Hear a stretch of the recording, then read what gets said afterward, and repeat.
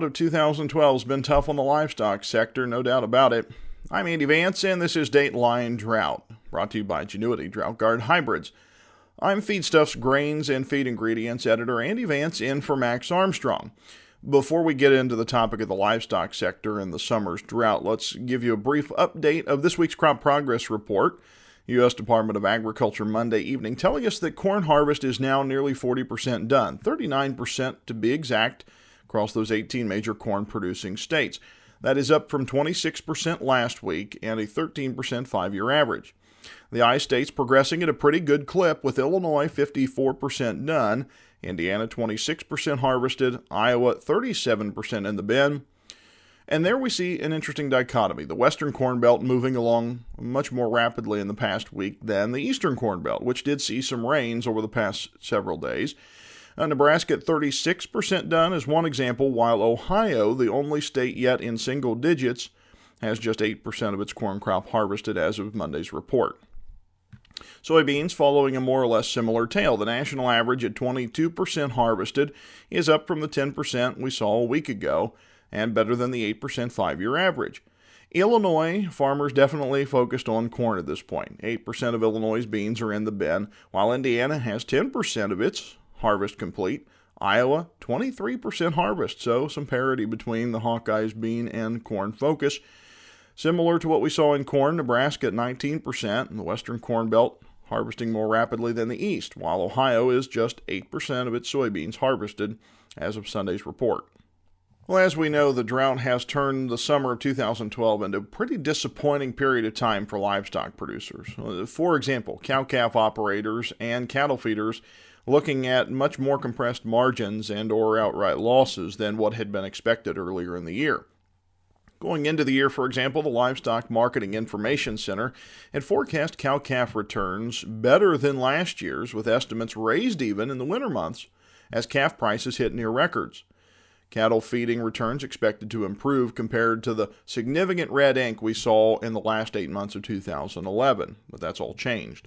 While early last spring, LMIC estimated cow-calf returns over cost plus pasture 2012 would hit a record high of $180 per cow. That certainly hasn't held.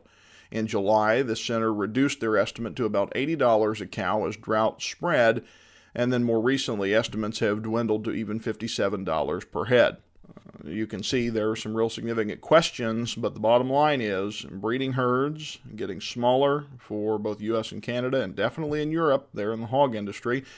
Dairy productivity has gone down here for the summer drought, and the dairy herd is likely getting smaller. We're seeing some of the tightest margins on the cow-calf and steer feeding sectors that we've seen in some years. The bottom line, not real pretty. Let's talk about the markets. Here's our update from Farm Futures, Bryce Knorr. Futures prices haven't shown much direction so far this week. There's plenty of reason for that. Yom Kippur, the holiest day in the Jewish calendar, begins tonight, and the end of the fiscal year on Friday could also be a reason for position squaring. Grain traders have another reason for treading water: the approach of Friday's next batch of USDA reports. The agency's small grain summary features updated production estimates for wheat, which shouldn't produce earth-shattering results. I'm looking for USDA's estimate to be down around 21 million bushels from its last forecast, though the trade expects maybe a slight increase. Either way, the changes shouldn't be enough to move the market much. The same can't be said for USDA September 1st grain stocks estimates. These inventories have become highly controversial the last couple of years, especially for corn. The last two September 1st counts, which represent old crop carryout at the end of the marketing year, have been bigger than expected by the trade, causing suspicions the agency is commingling old crop corn with new crop production. USDA maintains this is untrue and put out special research this summer it said showed how new crop corn in years of early harvest, like 2012, can displace old crop supplies. That's important because analysts use these quarterly grain stocks numbers to estimate how much corn and wheat are fed to livestock. Even with increased new crop feedings in August, I don't think 2011 crop ending stocks are as tight as the agency forecast on September 12th. Instead, I put them at just over 1 billion bushels, about 120 million less than USDA due to higher feed usage.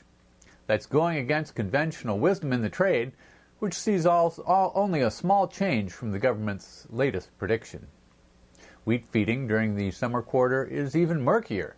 That's because in the past, USDA has greatly overestimated June through August feeding, coming back in later quarters with what amounts to negative residual usage.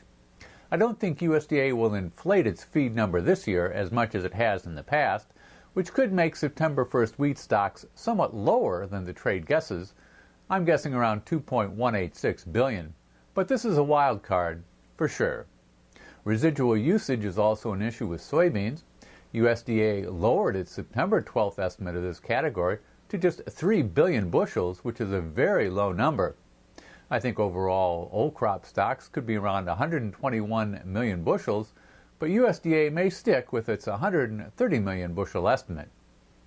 The big risk from the report may not come from the numbers themselves, but how high-frequency traders react to them. These computers will read the headlines, and if they're different from the pre-report estimates, could respond with what may be very volatile trading when the reports come out at 7:30 a.m. Cooler heads should soon prevail quickly after that, but it could make for a very wild start. Keep up with the drought situation across the country by visiting www.datelinedrought.com.